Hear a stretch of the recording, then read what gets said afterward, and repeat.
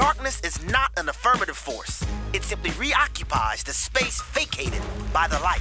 This is the Hamilton Corner on American Family Radio and Urban Family Talk. It should be uncomfortable for a believer to live as a hypocrite. Delivering people out of the bondage of mainstream media and the philosophies of this world. God has called you and me to be his ambassadors, even in this dark moment. Let's not miss our moment. And now, the Hamilton Corner. Good evening, and welcome to the Hamilton Corner here on American Family Radio and Urban Family Talk. I'm your host, Abraham Hamilton III, and I'm excited to be with you as you make your way to the weekend, baby.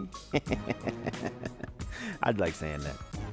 Most of you are heading from your part-time jobs to your full-time jobs, preparing for this Labor Day weekend, which is pretty amazing. To celebrate Labor Day, we get a day off. It's pretty interesting. That's a good deal. I think most people would take that deal. Well, I'm so glad that you've allotted us the privilege of accompanying you on your journeys at this time. I know people are listening through all of different outlets that are available, whether it's through the YouTube live stream or the Hamilton Corners channel on YouTube. I said YouTube. On YouTube. Don't know how long we'll be there, but for now, we're there. The Facebook Live video stream. Some watch us there on a continual basis. Others listen on the radio or via the website, afr.net or urbanfamilytalk.com, with a live audio stream there. And others listen on their regular radio stations. You can find your local station by going to afr.net or urbanfamilytalk.com, either one. And you can find which stations are available in your area. We are all across the country, over 180 plus stations across the country. So that is a great and tremendous blessing. And we will start the program off, as it is our custom, by turning to God's word. But I want to remind those who are interested in this, thanks to Jeff's wisdom, Jeff Reed, one half of the J Squared contingent. All of the Bible teaching segments are going to be available from the entire week in one podcast. It should be available to you now. So you just go to the afr.net website, click on podcasts, look for the Hamilton Corner. You will find my show, my logo there. Then you click on that, and then you'll see the podcasts that are available to you. And so we have created, as an additional offering, an accumulation of the week's Bible teachings, all available in one podcast. So feel free to take advantage of that. You know, the wonders of technology afford us the opportunity to do all sorts of things. And so that is something we want to offer to you. Now, today we will begin in Psalm 33. Psalm 33, verses 10 through 22. So that'll take us to the end of the 33rd Psalm. Psalm 33, verses 10 through 22. I'll read it first, then I'll go through and make some comments about this particular passage of Scripture. But I'll tell you, this is one of those passages of Scripture where I take great comfort, great solace in resting in the big arms of my Father. The big arms of my Father. Here we go. The Lord brings the counsel of the heathen to nothing. He frustrates the plans of the peoples. The counsel of the Lord stands forever. The plans of his heart to all generations.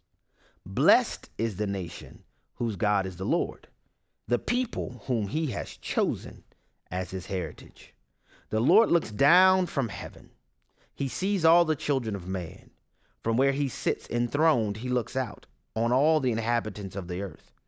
He who fashions the hearts of them all and observes all their deeds. The king is not saved by his great army. A warrior is not delivered by his strength. The war horse is a false hope for salvation, and by its great might it cannot rescue. Behold, the eye of the Lord is on those who fear him, on those who hope in his steadfast love, that he may deliver their soul from death and keep them alive in famine. Our soul waits for the Lord. He is our help and our shield. For our heart is glad in him because we trust in his holy name.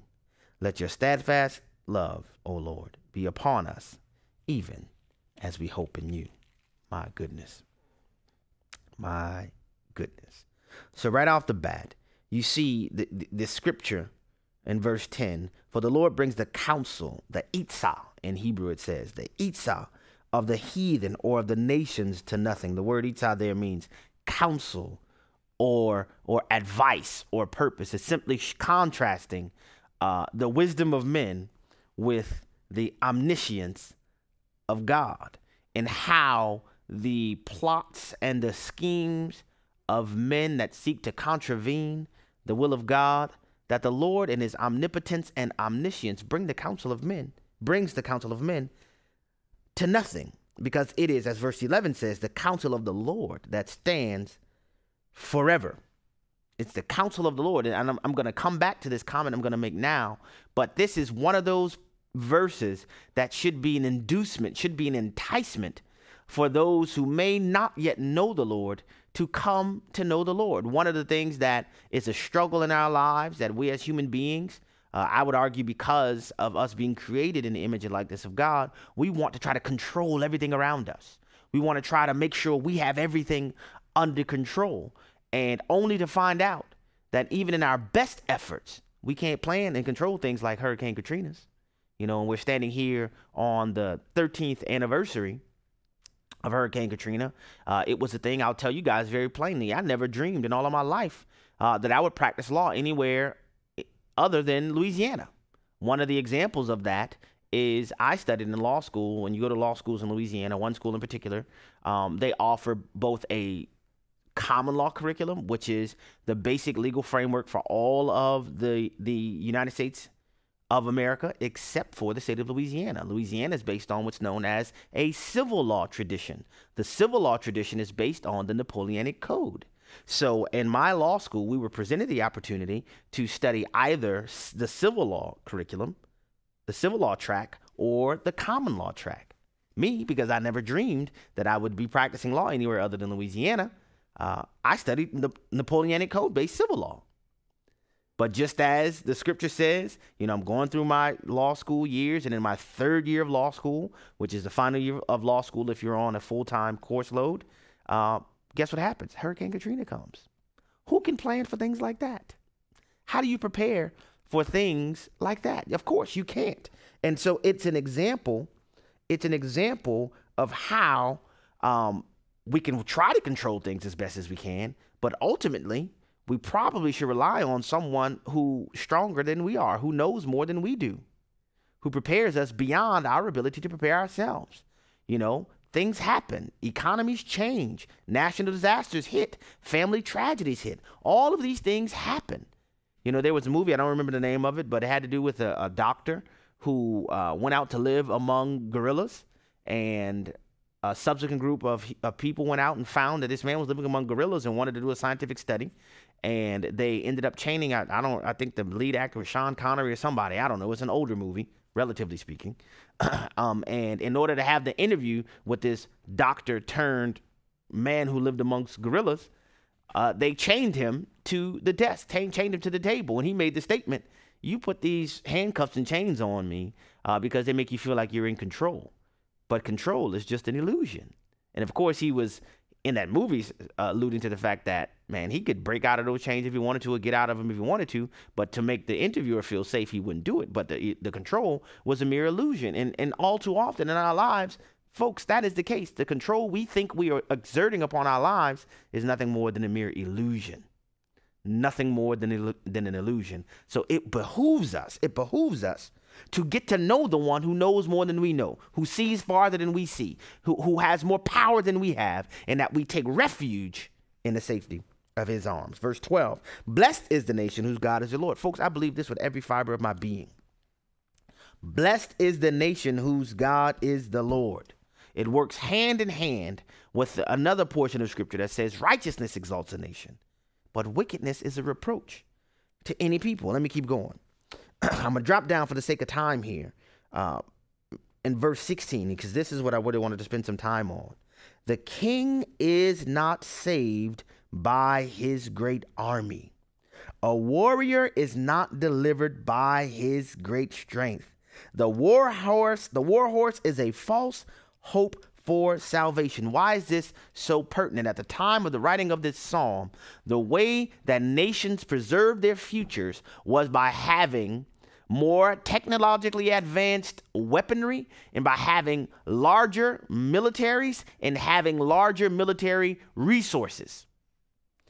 But the psalmist is saying the king is not saved by his great army. That completely cuts against all conventional wisdom at the time, because nations at the time were pushing as hard as they could to increase the sizes of their military, because they believed military might, military numbers, quantities of soldiers is what secured their monarchies.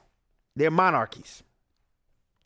the Lord was saying, once again, you think that human-based control is what saves you, but that is nothing but an illusion.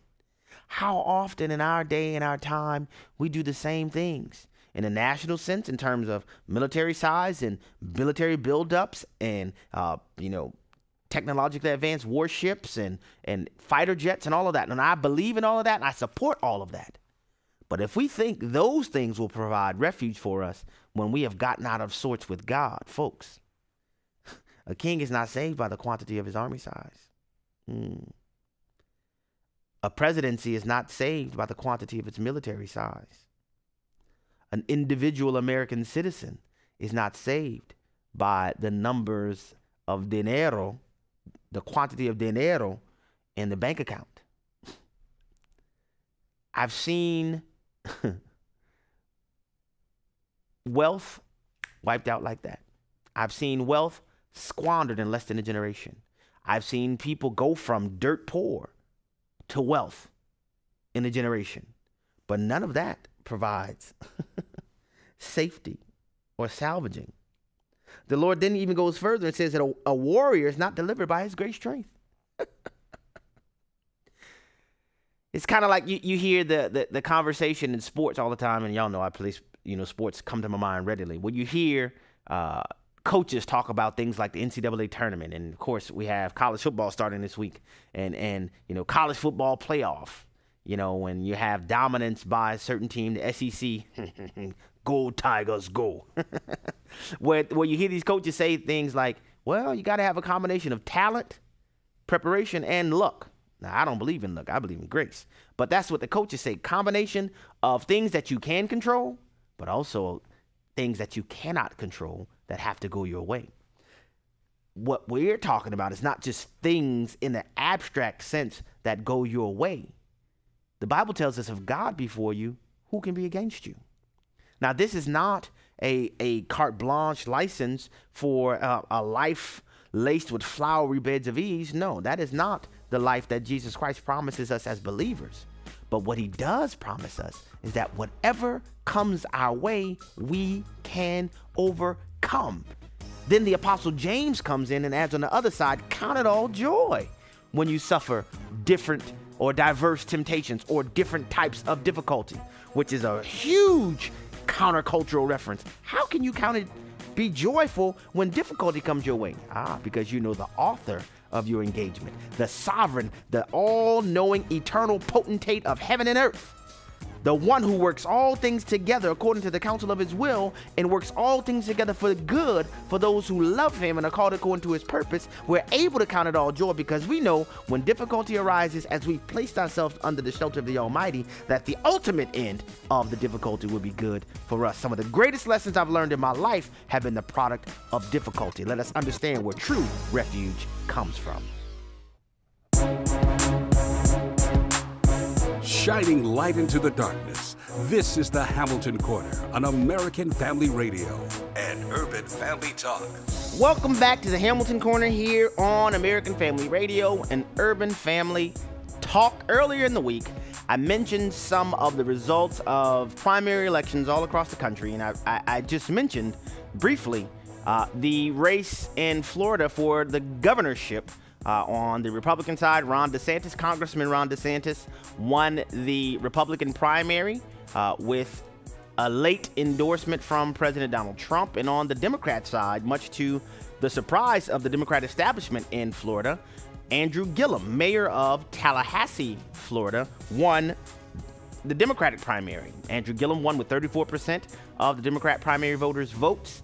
And Ron DeSantis pretty much ran away with the Republican gubernatorial primary. And so those two will face off in the general election in November. Now, one of the things that has happened as a result, and I have to tell you, initially, I didn't even plan on spending much time talking about this because, frankly, it didn't strike me as something let me say it this way. I expected it to be controversial to be stirred up by the mainstream national media, the talking snakes, but it wasn't something that registered on my radar at any significant clip. So, but I know about a lot of the conversation that's been happening around the country. I've heard lots of it, and I'm going to delve into it more specifically. Now, some of you are asking, what am I talking about? Well, in his comments concerning his reflection on the race, Congressman Ron DeSantis referred to not really specifically Andrew Gillum, but the prospect of electing someone with the far left regressive ideology of Andrew Gillum, who is endorsed and supported by Bernie Sanders. He's a socialist. He's advocating the very same socialist policies that Bernie Sanders advocates for. And so Ron DeSantis was making the comment that electing someone, Floridians would not elect someone like that because it would mess up the progress and the growth that they've enjoyed in the state of Florida, which has resulted in Republican Governor Rick Scott, who's now running for the U.S. Senate in Florida, him being so popular. And so we'll get to that in a moment. But as we do, and I want to do this by going through the actual words that were said, not what people are saying about what was said, but I want you to hear the actual words that were said. And I think it's critically important that we listen to these comments and understand the context before we jump into them and ascribing character-based qualitative assessments or demerits based on what we think is being said in these statements. So I first want to begin with the clip from Ron DeSantis describing Andrew Gillum's political philosophy. If you would, play clip number 1, please. The most liberal candidate that the Democratic Party has ever nominated in the state of Florida by a country mile in a governor's race. He wants to abolish ICE. He wants a $1 billion tax increase. He wants a single-payer healthcare system in Florida, which would bankrupt the state. I'm trying to make Florida even better. He wants to make Florida Venezuela. But he also combines a far-left ideology with managerial incompetence. As mayor of Tallahassee, his tenure has been absolutely disastrous. Tallahassee is one of, if not the most crime-ridden city in all of Florida, year after year, rising crime. He's embroiled in a lot of corruption scandals. This guy can't even run the city of Tallahassee. There's no way Florida voters can entrust him with our entire state. Now, that was Congressman Ron DeSantis describing Mayor Andrew Gillum's political philosophy. He is a socialist. He is. And as Ron DeSantis points out, as mayor of Tallahassee, he's overseen, I don't know which one is proper, I'm drawing a blank on my grammatical soundness at the moment. It has been on his watch that Tallahassee has suffered some pretty difficult times, yet he wants to be mayor. Now, it must be stated that Andrew Gillum, should he win the election in November, he would be the first darker-skinned American, black American, many people would describe him as, to be elected governor. So for that reason, of course, there's lots of attention being directed toward this race. I think much of the attention is directed toward the race, not primarily because of his skin color, but because of his socialist leanings. Many people in the media kind of enjoy that kind of stuff. So it's not surprising to me that he's getting this attention having won. And listen, his victory was a pretty monumental victory because leading up to the actual election in the Democrat primary, he was down 15 percentage points. You know, there was a Democrat establishment candidate there who many people expected to win, who had fundraised him and had all of the name recognition to win that race. But he pulled it out, and it just goes to show that there are more and more voters in the Democrat Party who are embracing this socialist penchant. Now, whether or not the American people en masse, or even Floridians as an entire state en masse, are willing to go that route? I don't think so. I don't think that America as a whole is willing to embrace that.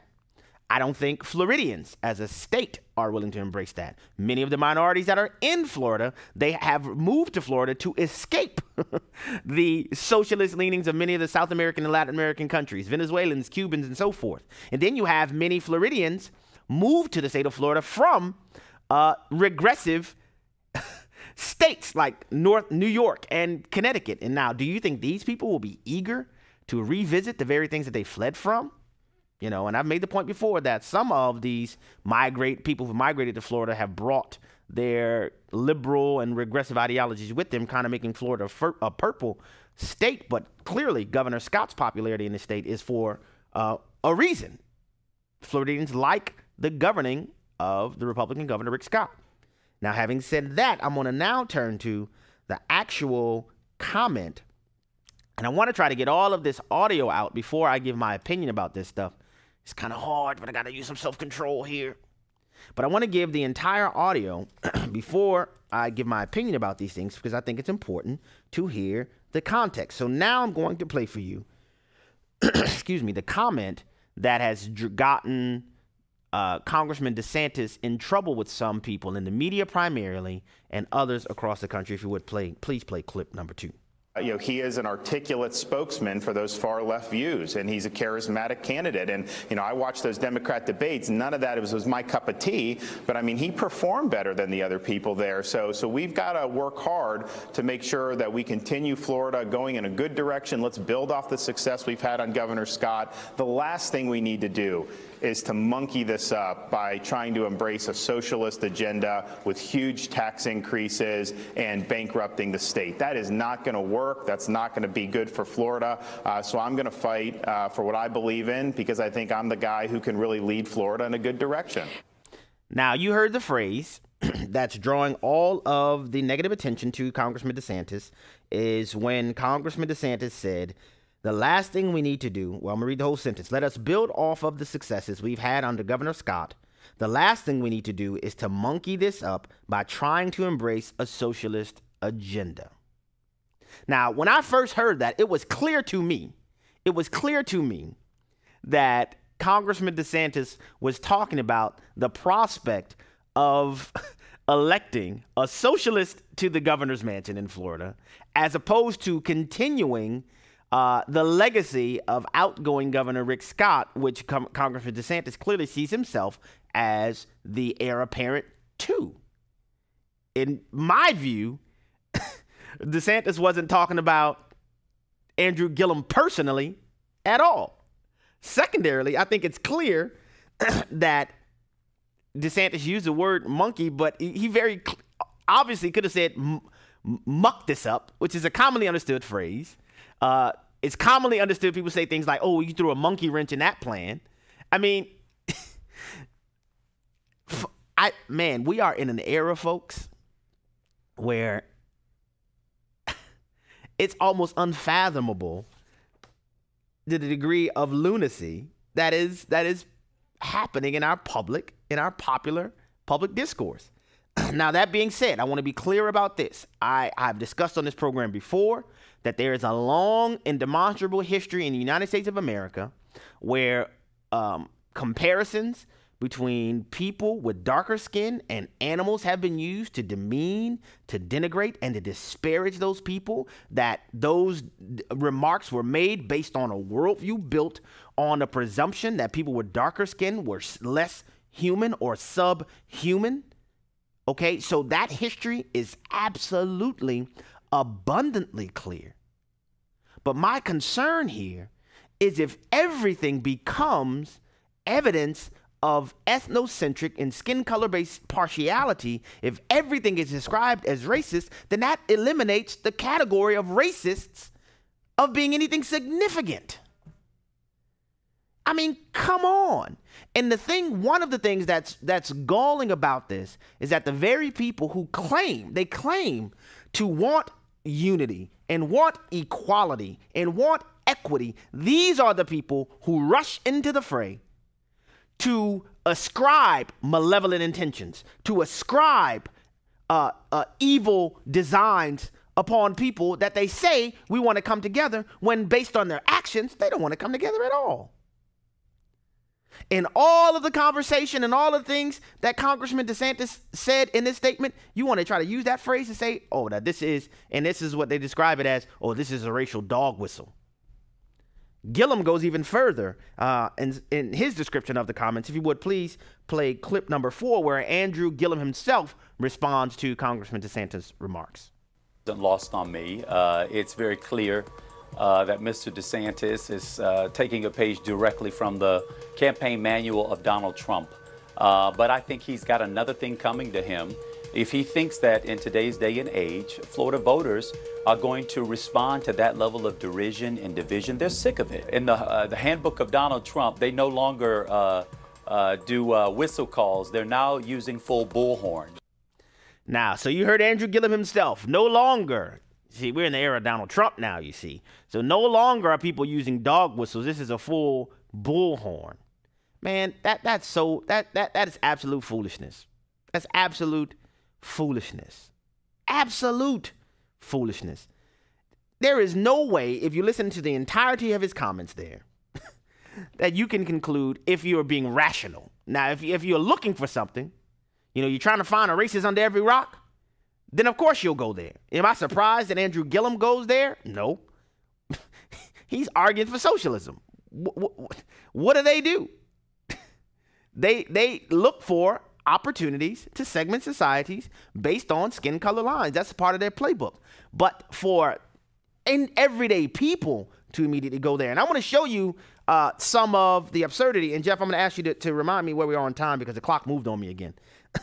How much time we have left? Because I want to dig into about 4 minutes. Okay, perfect. How far this goes, because you see, those who are looking to find a racist under every rock, they're not parking their ire at the comments about monkeying up the process by trying to embrace the socialist agenda. They go even further. And before I play that audio, I'm going to read again what he said, the entire comments. So we got to work. Well, this is I'll read the whole thing. He, meaning Andrew Gillum, is an articulate spokesman for those far left views, and he's a charismatic candidate. And you know, I watched those Democrat debates. None of that was my cup of tea, but I mean, he performed better than the other people there. So we got to work hard to make sure that we continue Florida going in a good direction. Let's build off of the success we've had under Governor Scott. The last thing we need to do is to monkey this up by trying to embrace a socialist agenda. In order to ascribe racial malevolence to Congressman DeSantis's commentary, you would have to conclude that the only people who are advancing a socialist agenda are people with darker skin. And who is the top level, most popularly known advocate of a socialist agenda in America? It's Bernie Sanders. It's Bernie Sanders. But because we live in this era where we are looking to tar and feather and paper people over as racist at every opportunity we get, you completely forget the rest of what he said. It's almost like, you know, the proverbial bull seeing red. As soon as you see something red, you can't hear anything else that's said. He said, we do not need to monkey this up by trying to embrace a socialist agenda. But that's not enough for some people. Now I want you to hear the comments of MSNBC contributor and Washington Post columnist Jonathan Capehart. Now, this is going to be audio a little bit longer than normal, but I wanted you to hear the entirety of his comments. And if we run up to the break, I'll have to carry some of this over into the next segment. But please play clip number 5. Monkey it up. We're all focused on that. And the thing about that particular line is the emphasis he put on monkey. But that was the third of 3 things that he said that I, as an African American, picked up right away. Ask any of your black friends if they like to be called articulate in any context. And I guarantee you 9 out of 10 of them will say they really can't stand it. DeSantis used the word, he's an articulate spokesperson for XYZ. The second word that he used, that the more I hear it, the more angry I get about it, He said that he watched the Democratic debates. DeSantis said he watched the Democratic debates and that Gillum performed well.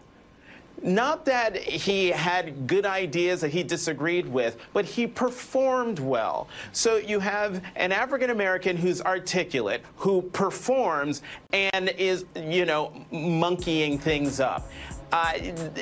Someone said earlier on our air, Lawrence, that this was the equivalent of Donald Trump when he announced on June 16th, 2015, his run for president, where he said Mexicans were rapists. Like right out there in the beginning, he just went there with the xenophobia and racism. And DeSantis has done the same thing. His campaign put out a statement saying, oh, no, that's not what he meant. But any decent person in 2018 who has any sense of empathy or understanding of where the country is right now would acknowledge the fact that what he said was something that was not just hurtful, but was also offensive and has no place in American politics.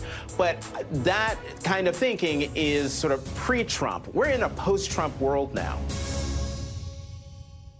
The Hamilton Corner podcast and one-minute commentaries are available at afr.net and urbanfamilytalk.com. Back to the Hamilton Corner on American Family Radio and Urban Family Talk. Welcome back to the Hamilton Corner here at American Family Radio and Urban Family Talk. Before we went to the break, you heard the audio clip from a Washington Post columnist and MSNBC contributor, Jonathan Capehart, who explains not only is he enraged and incensed by Congressman DeSantis's monkey it up comment, but he's also increasingly incensed by, well, I should say it this way. It also upsets him that Congressman DeSantis referred to Andrew Gillum as an articulate spokesman for far-left views. That bothered him. And the thing that really got his goat is when he said, this is what Jonathan Capehart said, that DeSantis referred to Andrew Gillum as performing well, when that's not even what he said. I'll read it again. I'm going to read the entire quote from Congressman DeSantis. He says, quote, he, referring to Andrew Gillum, he is an articulate spokesman for those far-left views, and he's a charismatic candidate. And I watched those Democrat debates. None of that was my cup of tea, but I mean, he performed better than the other people there. So we got to work hard to make sure that we continue Florida going in a good direction. Let's build off of the successes we've had under Governor Scott. The last thing we need to do is to monkey this up by trying to embrace a socialist agenda. Folks, this is insane. We have reached a level of insanity in our society to where we are unwilling to give a person the benefit of the doubt. And when you read the comments in context, you realize, wait a minute, that's not what he said at all. That's not what he said at all. And so in addition to being unwilling to give Congressman DeSantis the benefit of the doubt in terms of him saying, monkey this up, which very easily he could have meant to say, muck this up. But even if he would have said muck this up, according to Jonathan Capehart, he still would be upset as a black man because he referred to him as being an articulate spokesman for far-left views. So he's going to act like we are not in the era where this far-left socialism has people like Alexandria Ocasio-Cortez talking. And all across the media spectrum, people are talking about her being inarticulate in her capacity to convey the socialist policies that she's advocating for. Like he doesn't know that's happening. Come on, man. And then to go so far as to say that Congressman DeSantis' reference to him performing well. And when specifically Congressman DeSantis said, he performed better than the other candidate, than the other people there. Congressman DeSantis was giving Andrew Gillum a compliment, saying that he comported himself in the debates better than any other the candidates, any of the other Democrat candidates that included people with less melanin.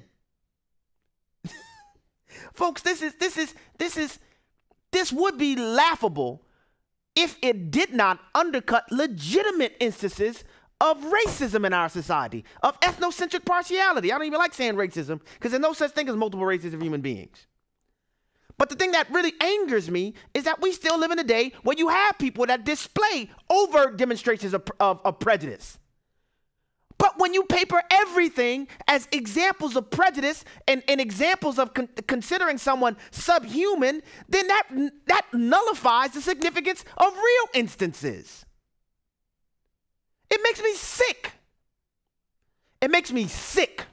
And we have a media all too willing to fawn over and to fan the flames of this ridiculousness, to get people all whipped up into a frenzy to where we don't even get to the merits of the issues, the merits of the contrasting ideas, and where it all becomes an issue where, well, you know, he really doesn't like him because of his skin color. And that's just not the truth, folks. That's not the case. Congressman DeSantis said that Andrew Gillum performed better in the debates than the other Democratic candidates. How many times have you heard the words performance connected to debates? After every presidential debate, what did you hear? What did all of the pundits say? Well, so-and-so had a great performance tonight, or so-and-so's performance wasn't very good tonight. But in this particular scenario, and I almost, in my mind, it was because it got up too early in the morning to do this, to put together a montage of all the different times you heard the word performance connected to debates. We always talk about debate performances. This is sad, man, because in the middle of this, you know, this social ping pong that's going on in the public dialogue right now, what's lost in the middle is that, man, you have real issues that arise. And what's going to happen, people who would become an ally to fight against this ethnocentric partiality on display in our society, man, they become worn out by it. And I know it because I'm worn out by it. I'm tired of it myself. I'm saying, goodness gracious. Can we discuss things with a level of rationality or a level of logic as opposed to red, racist? It's sad, folks. It's sad. And I'm going to tell you something else. I'm going to play some audio to support this. I know for a fact these media folks, they don't believe what Congressman DeSantis said was really racist. I know for a fact that it's not. You want to know how I know? They don't believe Congressman DeSantis' words were bad at all. They just see it as a successful opportunity to kind of besmirch Congressman DeSantis' name, to try to win a political victory for socialism in the state by whipping people up over this issue of race. Because for them, for regressives, their God is government. So for them, they're gonna do anything possible, put it all on the mat to win elections. That's why at John McCain's funeral, that just happened where Joe Biden gave the eulogy. Isn't that interesting? Joe Biden gave the eulogy at John McCain's funeral. The immediate take by David Gergen and a bunch of other, regressive political pundits were, Joe Biden is the one to beat Trump in 2020.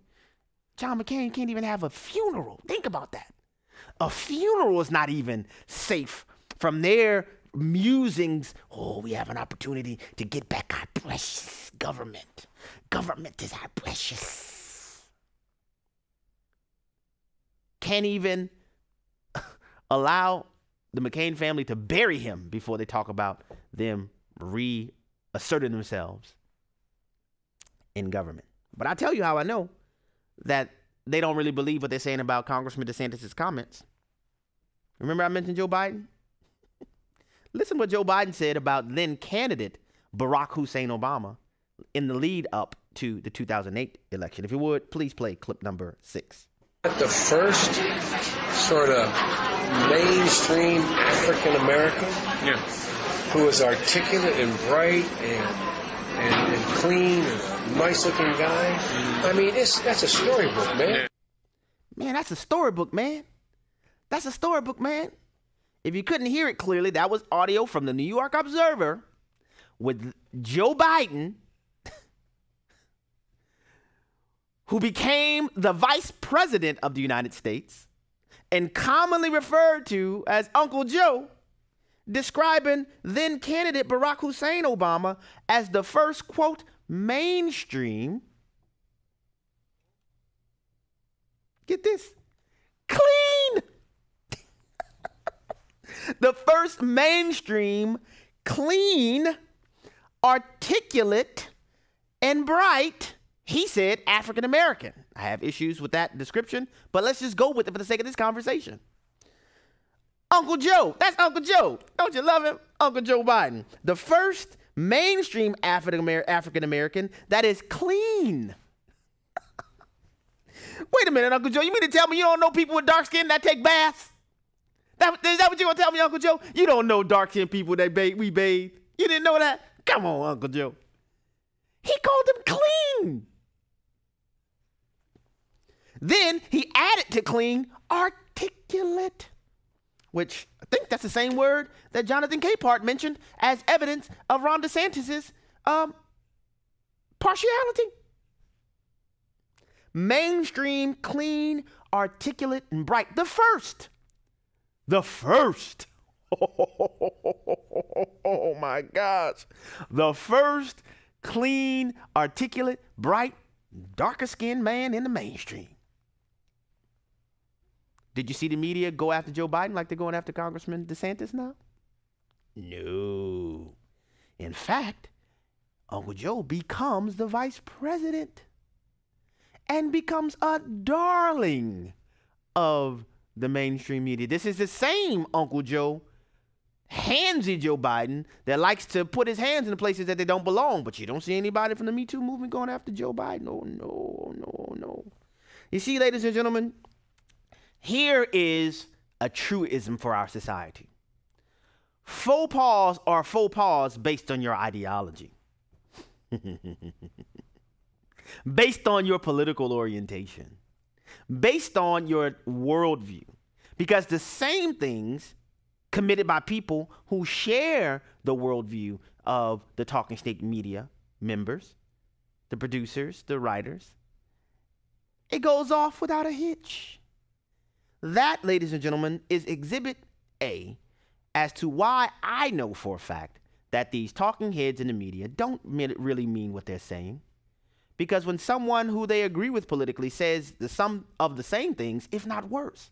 I mean, I don't know about you, but I think it's pretty bad to refer to somebody because with darker skin as the first clean one, you know, the first clean one in the mainstream. That's pretty bad.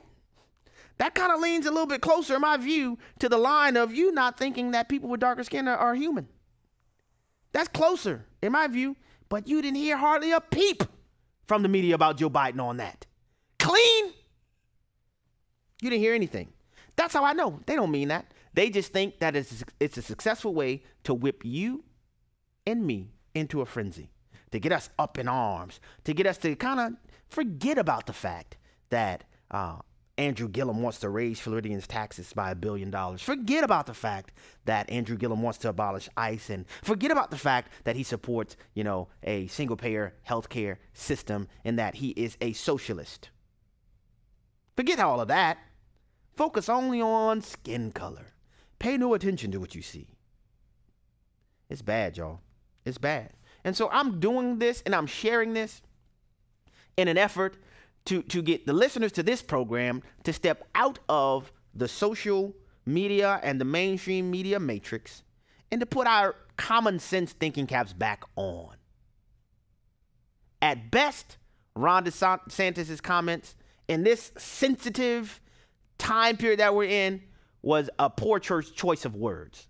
I mean, at worst, it was a poor choice of words.